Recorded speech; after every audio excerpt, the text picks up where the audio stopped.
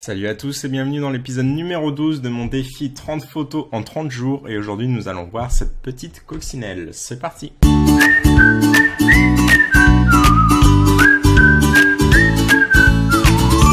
voyons voir ce que nous pouvons faire avec cette petite coccinelle. Donc c'est un sujet qui n'est pas souvent photographié en macro, j'ai l'impression. Enfin je le vois pas souvent sur mon fil d'actualité Facebook. Il y a de grands spécialistes sur 500px. Je me souviens que quand je démarrais la macro, j'étais assez... je restais vraiment scotché sur certains qui s'étaient spécialisés dans la macro de coccinelle, mais je pense avec le recul, enfin à l'époque je me rendais pas forcément compte, mais je pense qu'à l'époque ils faisaient ça en studio parce qu'on avait vraiment des fonds très unis, très propres, avec un bel éclairage. Donc je pense que c'était à l'époque, c'était du studio. Donc aujourd'hui je vais retoucher celle-ci. Donc pour les conditions de la photo, c'était ce matin.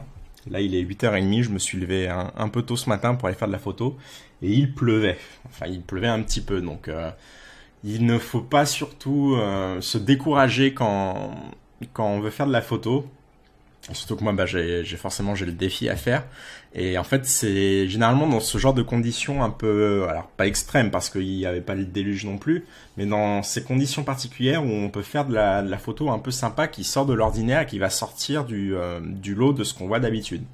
Donc là, c'était sous la pluie et on peut le voir, en fait il y avait cette coccinelle, donc il y avait cet arbre blanc. Alors je me connais pas du tout en plantes, mais cet arbre était vraiment rempli de coccinelles parce qu'il y avait plein de petits moucherons. On le voit là par exemple ici, les petits pucerons. Je pense que ça doit être des pucerons qui étaient sur l'arbre, sur la plante pardon, et du coup c'était vraiment envahi de coccinelles. Et pour revenir au fait qu'il y avait de la pluie, ça m'a permis d'avoir des gouttes d'eau sur la carapace de la coccinelle, ce qui est quand même assez sympathique. Ça rajoute un détail qui est plutôt sympa. Donc on va retoucher cette photo. Donc je vais essayer de faire quelque chose de très lumineux.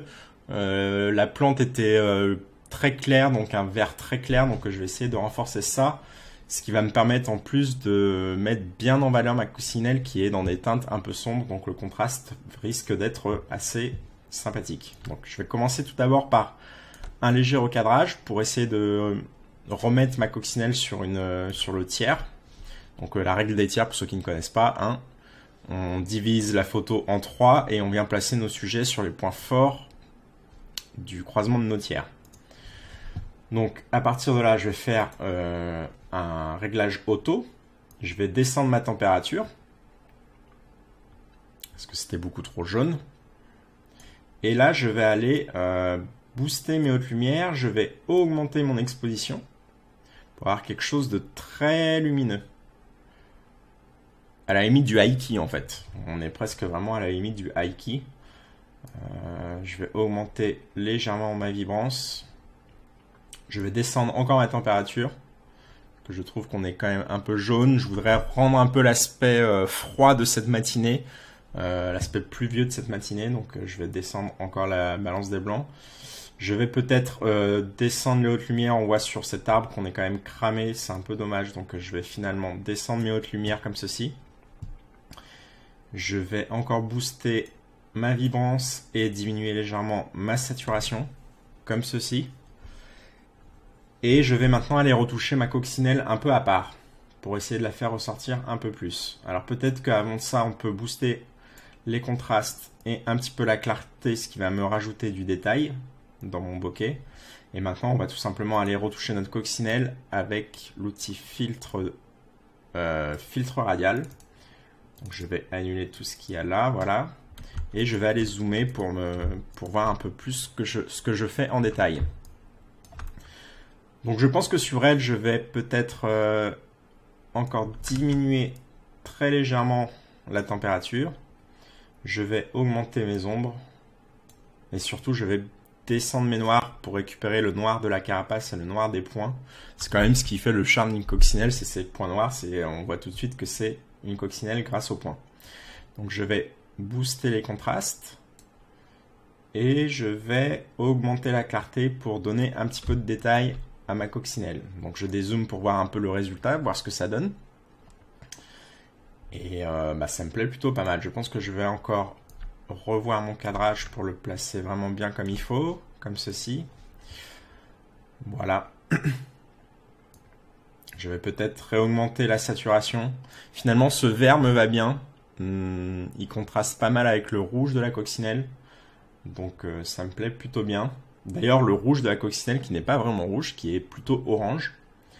Mais ici, je trouve qu'il est un peu trop orange. Donc on va aller tout simplement dans l'outil TSL. On va sélectionner le panneau teinte. Et avec la pipette, on va aller sélectionner le orange de notre coccinelle. Et on va tout simplement rebooster un petit peu sa couleur pour lui donner un aspect un peu plus rouge. Donc si je vois l'avant, après, c'est très minime. J'ai juste baissé de 8 unités le curseur. Je vais baisser peut-être encore plus pour que vous vous en rendiez un peu plus compte. Mais c'est vraiment très léger, mais ça me permet de casser cette couleur orange qui était sur la carapace, qui est probablement due à la balance des blancs qui était un peu trop chaude. Donc à partir de là, je vois que j'ai pas mal de bruit quand même sur mon objectif. J'étais à ISO 800, forcément, parce qu'on était dans des conditions de lumière très basses. Je le répète, le matin et très nuageux, donc il faut monter en ISO. Et malheureusement, mon Canon 7D date un petit peu, donc les ISO, ils les gèrent pas très bien. Donc on va aller régler un peu ça. Avant, je vais faire supprimer un peu l'aberration chromatique. Vous voyez ici, on a des bords un peu verts, donc on va supprimer l'aberration chromatique. Et je vais vous montrer sur le manuel.